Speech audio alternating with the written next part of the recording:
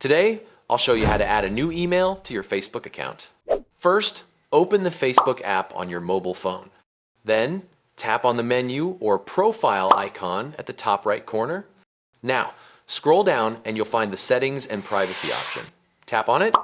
Under that, tap on Settings. Once you're inside Settings, select the option See More in Accounts Center. After entering the Accounts Center, you'll see several options.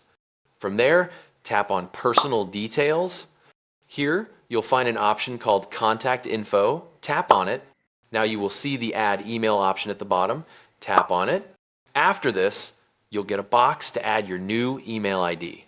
Type in your new email address there. Then, select your Facebook account and tap on Next. Facebook will now send you a verification code to your email address. Go to your inbox, copy the code, and enter it here. Then tap on the Next button. And that's it!